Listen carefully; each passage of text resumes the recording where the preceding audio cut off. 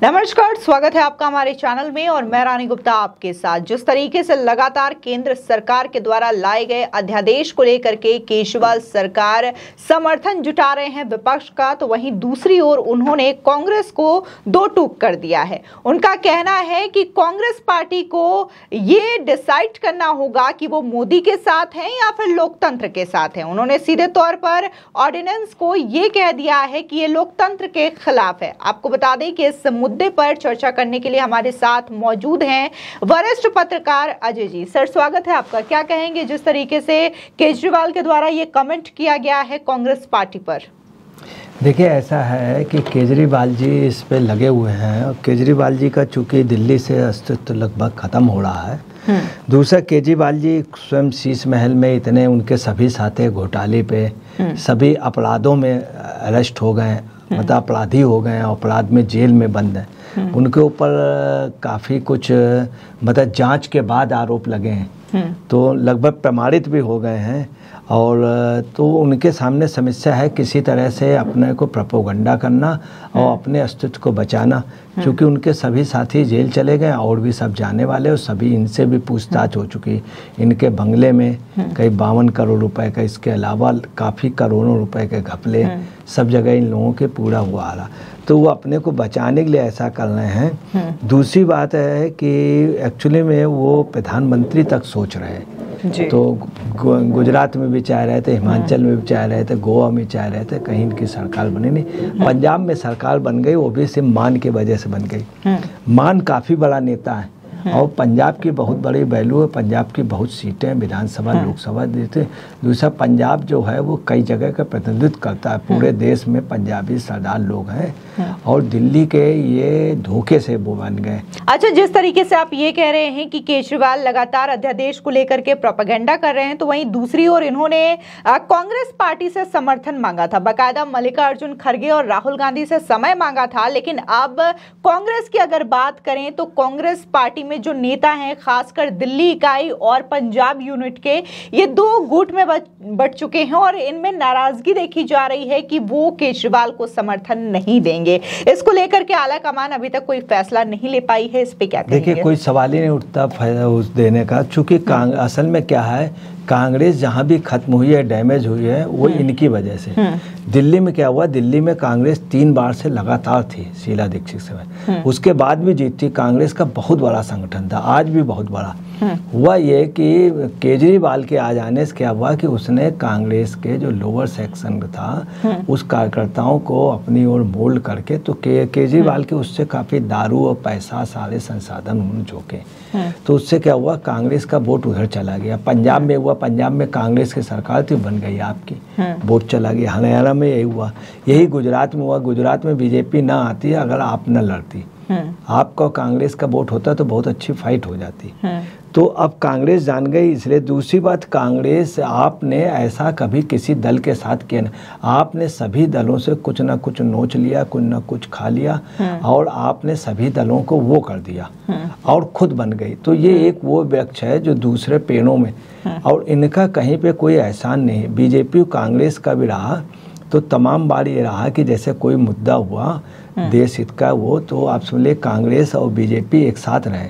अटल बिहारी वाजपेयी, इंदिरा गांधी बिल्कुल एक साथ रहे। जब 1971 का युद्ध भया, जब 1965 का भारत पाकिस्तान का हुआ, तो लाल बहादुर शास्त्री के साथ आरएसएस और जनसंघ बिल्कुल साथ थी। इनका किसी राजनीतिक दल से कोई एहसान नहीं रहा। इन्होंने हर राजनीतिक दल से कुछ ना कुछ लिया है, छीना है, मगर इन्होंने दिया कुछ नहीं। इसलिए आपको बताना है, इनका बिल बिल्कुल गिर जाएगा। कांग्रेस ने अगर सपोर्ट नहीं करेगी और कांग्रेस ने अगर सपोर्ट कर दिया तो कांग्रेस, आपको बताना है कि दिल्ली में बुरी तरीके से टूट जाएगी, पंजाब में टूट जाएगी, तमाम जगह कांग्रेस के काफ़ी सांसद टूट जाएंगे, विधायक टूट जाएंगे और कांग्रेस का संगठन दिल्ली में बिल्कुल खत्म हो जाएगा। तो ये कभी नहीं करेंगे। दूसरी आपको बताना है कि इनका ये भी कहना है, इन्होंने जैसे कहा है कि 140 करोड़ के लिए, अब ये वो तय करें कि मोदी को ये चाहते हैं या डेमोक्रेसी कांग्रेस चाहती है, या 140 करोड़ रुपए के लिए, या संविधान चाहती।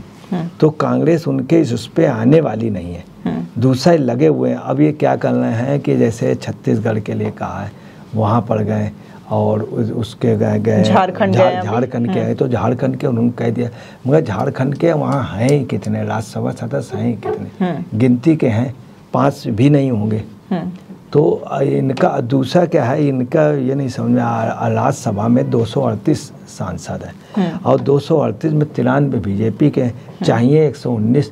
बीजेपी के सिर्फ एक ही 2 ही गुट जो हैं, उन्हीं को अगर बीजेपी राजग के ले लेता तो 119 से ऊपर हो जाने। तो कतई भी इनका कहीं नहीं, अगर ये सरकार गिरी होती तो एक बार सब एक हो जाते। दूसरी बात, इनके साथ कोई खड़ा होने के लिए कतई तैयार नहीं होगा, क्योंकि केजरीवाल, लेकिन आप बोल रहे हैं कि यहाँ पर कोई उनका साथ नहीं देना चाहेगा, लेकिन देखने को मिला वो शरद पवार से मुलाकात कर चुके हैं, उद्धव ठाकरे से भी मिले हैं, तमाम नेताओं से मिल रहे हैं। अभी हाल ही की बात करें तो उन्होंने हेमंत सोरेन के साथ भी मुलाकात की है और उनका भी यही मानना है कि चुनी हुई सरकारों को केंद्र सरकार स्वेच्छा से काम नहीं करने दे रही है। मगर जिनसे समर्थन ले रहे हैं उनके राज्यसभा में किसी के 1 हैं, किसी के 2 हैं, किसी के 3 हैं, किसी के 10 नहीं है। तो ऐसे समर्थन है उनको, तो वो मिल भी जाएगा। तो आपको बताना है ये किसी भी सूरत में 60, 70, 80 से ज़्यादा हो ही नहीं सकते। और कांग्रेस अगर समर्थन दे देगी, सब दे देंगे, तो भी राजग के ज़्यादा हैं। तीसरी बात यह है कि अगर ये पास भी हो जाता, पहली बात तो लोकसभा नहीं पास होगा, राज्यसभा नहीं, अगर पास भी हो जाता तो राष्ट्रपति उधर से वापस कर देगा। तो सवाल ही नहीं उठता। ये सिर्फ अपने प्रोपेगेंडा, इनका ये है कि तब तक हमारी सरकार ना जाए, अगर जब वहाँ पे नो कॉन्फिडेंस चलेगा या इस पे जब मतदान होगा तो हम छाए रहेंगे मीडिया में उसमें। और अगर ये कांग्रेस ने गलती कर दी तो आपको बताएं कांग्रेस के लिए वाटरलू हो जाएगा, क्योंकि ये यही छाए रहेंगे मीडिया में कि पार्लियामेंट में भी लड़ें, पार्लियामेंट में बराबर नेक टू नेक फाइट लिया, उसको ये कैश कर लेंगे और चुनाव में कैश कर लेंगे। तब तक ये सस्पेंड नहीं किए जाएंगे, जेल नहीं जाएंगे, संजय सिंह बचा रहेगा, ये सब बचे रहेंगे। ये इनकी सोच है।